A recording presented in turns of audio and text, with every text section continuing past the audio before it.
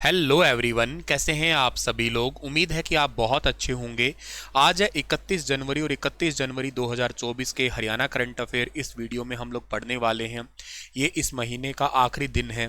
देखिएगा, ये साल शुरू हुआ ही था और ये साल जाता हुआ भी दिखाई दे रहा है। मतलब इस साल के अब केवल 11 महीने बाकी बचे हैं, है ना।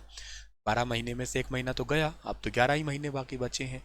तो साल बहुत तेजी से जा रहा है और आप भी उतनी ही तेजी से चलिएगा, क्योंकि आपके लिए बहुत ज़रूरी है चलना। अपॉर्चुनिटी के फ़ायदे उठाइएगा। आज एक छोटी सी अपॉर्चुनिटी अभी है फ़िलहाल के लिए, वो मैं इस क्लास के बीच में आपको बताता हूँ, तो उसको भी आप लोग ग्रैब कर सकते हैं। और अपना ख्याल रखिएगा और अपने करियर का भी ख्याल ज़रूर रखिएगा। सार्थक बैच है एनटीटी की, अगर आप लोग प्रिपरेशन कर रहे हैं तो आपके लिए बहुत अच्छा बैच है। स्टार आईक्यू एप्लीकेशन पे आप लोग इसको ले सकते हैं, ठीक है। थैलीसीमिया में हीमोफीलिया रोगियों को अब हरियाणा में कितने रुपए मासिक दिव्यांगता पेंशन मिलेगी। तो देखो, ऐसा है कि हरियाणा राज्य के अंदर अब टोटल ओवरऑल पेंशन जो है ना वो 3,000 रुपये ही कर दी गई है। तो इसका ऑप्शन नंबर बी ठीक रहेगा हमारा, 3,000 रुपये। देखो वैसे ओवरऑल में से केवल 14 पेंशन ऐसी है जिनके 250 रुपये मासिक वृद्धि मंजूरी मिली है। थैलीसीमिया और हीमोफीलिया रोगों के लिए 3,000 रुपये। हरियाणा सरकार शहीदों के 18 आश्रित और अनुकंपा के आधार पे जो है ना 18 आश्रितों को अनुकंपा के आधार पे नौकरी देगी। एनआईटी फरीदाबाद में 1,094 वर्ग गज सरकारी भूमि को सेन समाज कल्याण सभा फरीदाबाद को ट्रांसफर करने की मंजूरी। सरकार ब्राह्मण सभा को धर्मार्थ कार्यों के लिए कलेक्टर रेट पर 50% रियायती दर पर भूमि आवंटित करवाएगी। ग्लोबल सिटी गुरुग्राम व आईएमटी सोहना में बुनियादी ढांचे के विकास के लिए औद्योगिक संपदा में एचएसआईआईडीसी के अन्य स्थानों पर भूमि विकास के लिए 1,500 करोड़ मंजूर। Hisar metropolitan development authority HMD 2024 विधेयक के मसौदे की मंजूरी, very very important. Multi modal logistic park container depot कृषि गोदामों की स्थापना के लिए नीति में संशोधन। हरियाणा लघु खनिज रियासत भंडारण खनिजों के परिवहन और अवैध खनन की रोकथाम नियम 2012 में भी संशोधन करने की मंजूरी। तो अभी रिसेंटली हरियाणा मंत्रिमंडल की बैठक में अहम फैसलों पर मोहर लगी है 30 जनवरी 2024 को, उसमें ये सारी जानकारी जो है ना दी गई है। हाल ही में हरियाणा ने किस राज्य के साथ छठे खेलो इंडिया यूथ गेम्स में बालक और बालिका हॉकी स्पर्धा में खिताब जीते हैं। तो बालक और बालिका हॉकी स्पर्धा के खिताब जीते हैं उड़ीसा राज्य के। उड़ीसा और हरियाणा ने दोनों ने मिलकर, यानी कि ऑप्शन नंबर ए ठीक है। आपको पता होगा कि खेलो इंडिया यूथ गेम्स फिलहाल के लिए चल रहे हैं और खेलो इंडिया यूथ गेम फिलहाल के लिए कहाँ पे चल रहे हैं, तमिलनाडु के अंदर चल रहे हैं फिलहाल के लिए। हरियाणा ने ओडिशा के साथ मिलकर छठे खेलो इंडिया यूथ गेम्स में बालक और बालिका हॉकी स्पर्धा के खिताब जीते हैं। खेलो इंडिया यूथ गेम की वैसे शुरुआत साल 2018 के अंदर हुई थी। 2018 में ये गेम कहाँ पे हुए थे, ये हुए थे दिल्ली के अंदर हुए थे।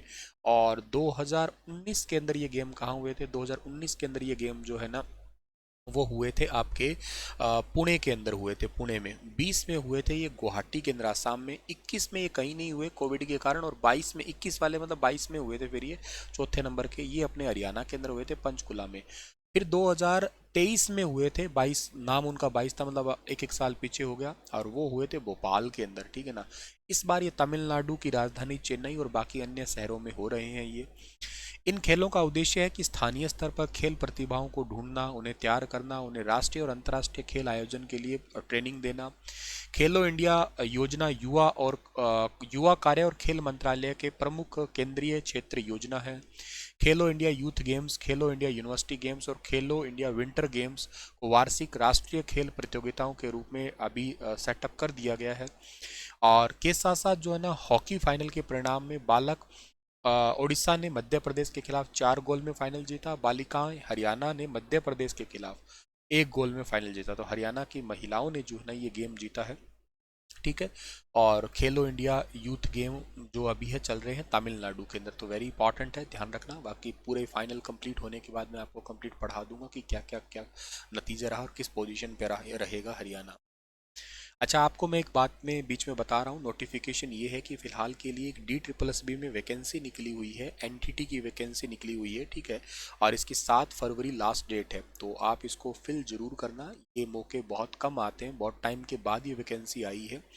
मेल फीमेल दोनों अप्लाई कर सकते हैं। हालांकि हरियाणा के अंदर भी लगभग 4000 आंगनवाड़ी स्कूल जो है ना वो प्ले स्कूल में कन्वर्ट होंगे, तो उनकी भी वैकेंसियां आएगी। और के साथ साथ जो है ना और वैकेंसियां भी, जैसे 860 अब आंगनवाड़ी कार्यकर्ताओं की परमानेंट वैकेंसी आएगी।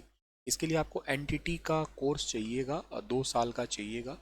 इसके लिए आपको, अगर आप सीरियस एस्पिरेंट हैं वाकई ही, तो देखो डायरेक्ट मुझसे यहाँ पे मैसेज करके पूछ लेना आप लोग 9468173029 पे। कमेंट मत करना यहाँ पे, क्योंकि मैं रिप्लाई नहीं कर पाऊंगा, इसलिए कह रहा हूँ कि यहाँ मैसेज कर देना अगर सीरियस एस्पिरेंट है तो। अदरवाइज तो कोई इशू वाली बात नहीं है, मतलब ऐसे ही नहीं। और ये मेरे हिसाब से बहुत बड़ी अपॉर्चुनिटी है, आप इसको ग्रैब जरूर करें और इसका जरूर बेनिफिट उठाएं, क्योंकि बहुत ज़्यादा ज़रूरी है। और क्या कहते हैं कि ये वैकेंसी में अगर आप अप्लाई करते हैं तो आपको जो नर्सरी टीचर है ना वो बनने का डायरेक्ट मौका, इसमें मतलब आपको सी टेट एच टेट ऐसे ऐसी कोई ज़रूरत नहीं है। और बाकी ये डिप्लोमा भी ऐसा है कि वोकेशनल है, मतलब किसी कोर्स के साथ साथ भी इसको किया जा सकता है। तो one of the most important opportunity, इसको ग्रैब जरूर करिएगा आप लोग, मेरी तो यही हिदायत है आप लोगों को। बाकी ज़्यादा जानकारी के लिए आप लोग पूछ सकते हैं। गणतंत्र दिवस की परेड पर इस बार हरियाणा की झांकी का मुख्य विषय मेरा परिवार मेरी पहचान को दिखाया गया था। हरियाणा में परिवार पहचान पत्र योजना कब स्टार्ट की गई थी? तो हरियाणा में परिवार पहचान पत्र योजना जो है ना ये कब स्टार्ट की गई थी? ये की गई थी साल 2020 के अंदर। तो ये भी इंपॉर्टेंट क्वेश्चन है। इस बार आपको, ये तो मैंने पहले पढ़ा ही दिया था आपको, 26 जनवरी 2024 को गणतंत्र दिवस परेड पर हरियाणा की झांकी में मेरा परिवार मेरी पहचान की थीम दिखाई गई थी। इसका मतलब है विकसित भारत के सपने को साकार करने के लिए हरियाणा भी एक भूमिका निभा रहा है। इस कार्यक्रम का उद्देश्य था कि सरकार के द्वारा एकत्रित एवं जितने भी डेटा है उस डेटा को एक जगह टेक्नोलॉजी से जोड़ के दिखाना।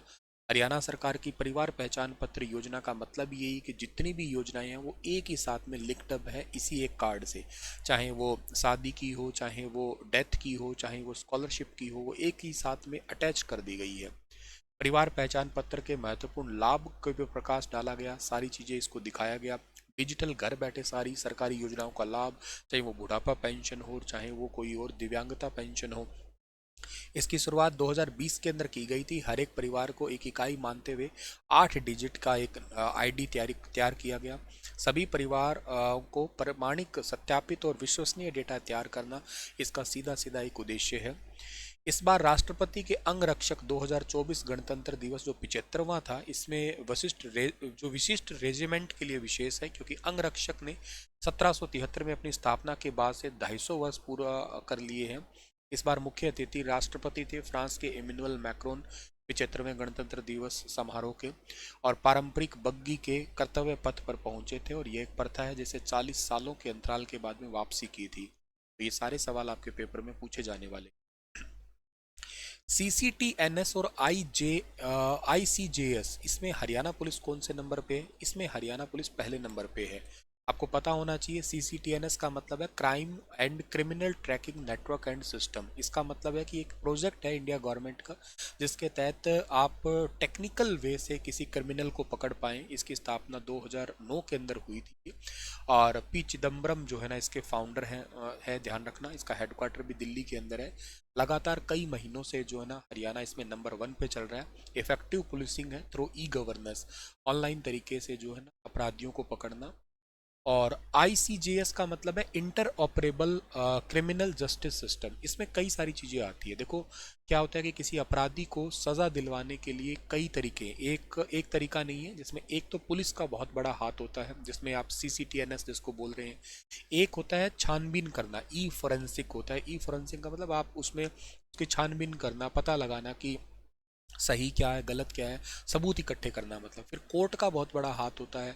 उसके बाद में जो है ना एक वकीलों का बहुत बड़ा हाथ होता है। फिर फाइनली जेल का भी हाथ होता है किसी अपराधी को सज़ा दिलवाने के लिए।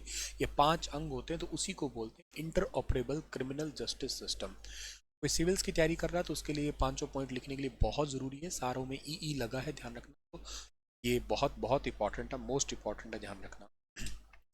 हरियाणा सरकार ने उत्कृष्टता पहचानने के लिए कौन सी योजना स्टार्ट की है? तो हरियाणा सरकार ने उत्कृष्टता पहचानने के लिए सुशासन पुरस्कार योजना स्टार्ट की है। ऑप्शन नंबर बी इस सवाल का ठीक है। हरियाणा सरकार ने उत्कृष्टता को पहचानने के लिए और उनको सम्मानित करने के लिए सुशासन पुरस्कार योजना स्टार्ट की है। इसमें राज्य स्तरीय सम्मान मिलेगा 51,000 रुपये। और के साथ साथ जो है ना राज्य स्तरीय फ्लैगशिप पुरस्कार के अलावा जो है ना इसमें और भी है, जैसे पहले नंबर पे 51 है, दूसरे नंबर पे 31 है, तीसरे नंबर पे 21,000 है। और जिला स्तरीय सम्मान इसमें मिलेगा 31, 21 और 11,000 रुपये का।